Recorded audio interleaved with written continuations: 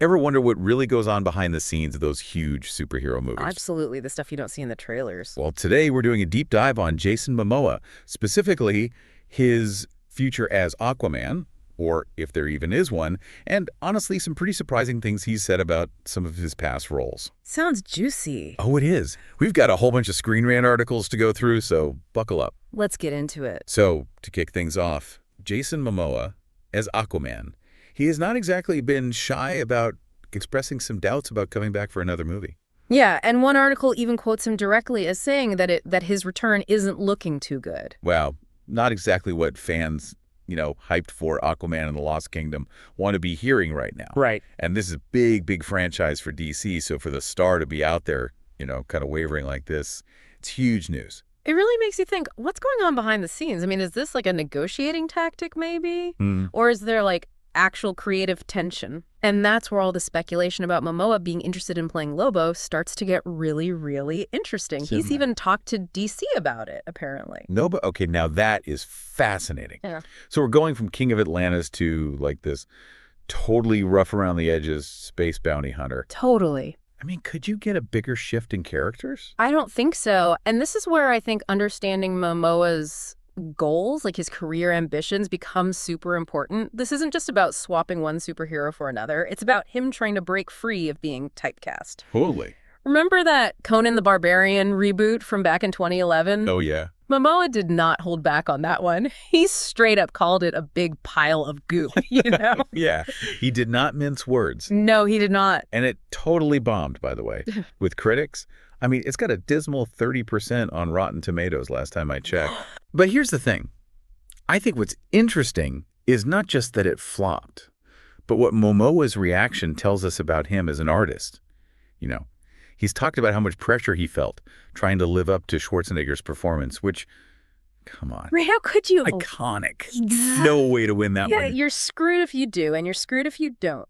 You change it up too much and the fans are going to hate it, but if you stick too close to the original, then you just look like a cheap imitation. Yeah.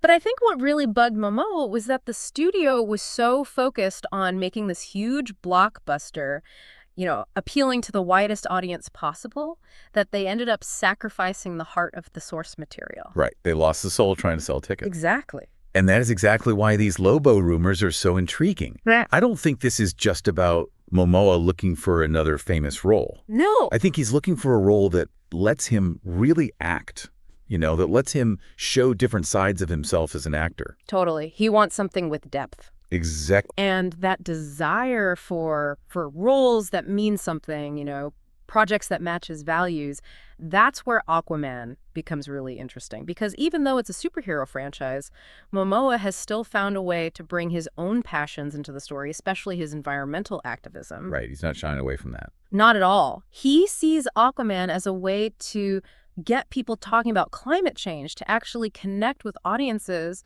on a deeper level. Yeah, it's more than just entertainment for him. And he's putting the work. Yeah. It's not just talk. Right. Momoa was really hands-on with Aquaman 2, actually helped write the story. Yeah, he was involved. Which you don't always see from actors in these big franchises. No, not really. It says a lot about him, though, his dedication. But it also, I think, shows that the studio gets it. Oh, interesting. They see that his passion for this, it translates, it gets people invested. Right. Audiences can feel it when it's genuine. Exactly. People respond to that, to artists who are using their platform for, something more than just making a buck. It's bigger than that for him. For sure. And that brings up a really interesting question, right? Yeah. Can you be this big blockbuster action star, but also be taken seriously as an artist? Right. Can you have both? Can you be a credible artist who has something to say, but is also in these huge popcorn movies? Yeah. And it seems like Momoa is set on proving that you can. He is, and I admire that about him. He's not afraid to ruffle some feathers, speak his mind, even if it makes some people in Hollywood uncomfortable. Right. He's not playing the game. Nope. And there's something really cool about that. It's that willingness to take risks that makes him so compelling to watch. I agree. He's not content to just ride this superhero wave. He wants it actually shape it. Yeah, direct it. Direct it. Steer it towards something that matters to him, something he believes in. It's a gamble for sure. Oh, huge gamble. But it's one that could really pay off for him, For the kinds of stories we see coming out of Hollywood, like, it could be a win-win. It really could be. He's thinking big picture, Yeah. you know?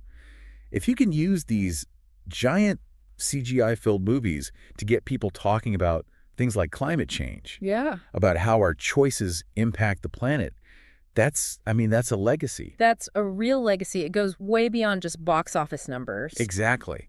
And it speaks to how powerful storytelling can be. Absolutely. I mean, think about it. We are hardwired for stories to connect with characters, to feel what they're feeling. Right. And when you can weave those environmental themes into a genre that's already captivating millions of people, It's brilliant. it's incredibly powerful. You have the potential to create real change, make people think. And Momoa knows how to play those larger-than-life roles. He does. I mean, we were talking about Conan earlier, and even though that whole experience was rough for him, it shows he's not afraid to step into these huge, iconic roles, characters that already have, like, massive fan bases with expectations. Yeah, that takes guts. And a lot of pressure comes with that. Oh, Paz. Which is why this whole Lobo thing is so exciting, I know, right? It'd be a totally different kind of anti-hero. Completely different energy. A chance for him to show off his acting chops in a new way, but it'll come with that same kind of pressure. Right? It comes with the territory. You've got to honor the source material, but also make it fresh, make it your own. Right, and that's something that anyone who's into these comic book movies thinks about, right?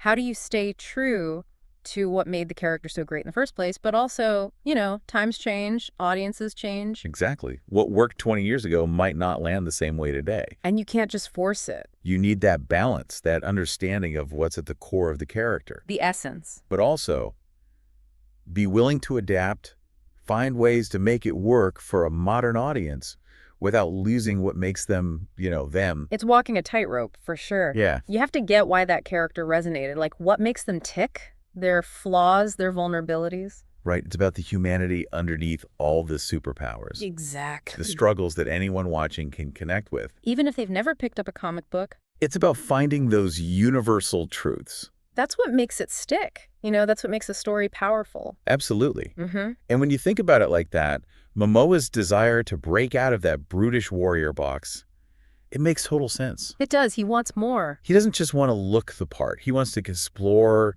the emotional stuff, the complexity, what's going on inside these characters' heads. Right, the inner life. He wants to be challenged as an actor. And that's exciting, that drive, that ambition to push boundaries, defy what people expect.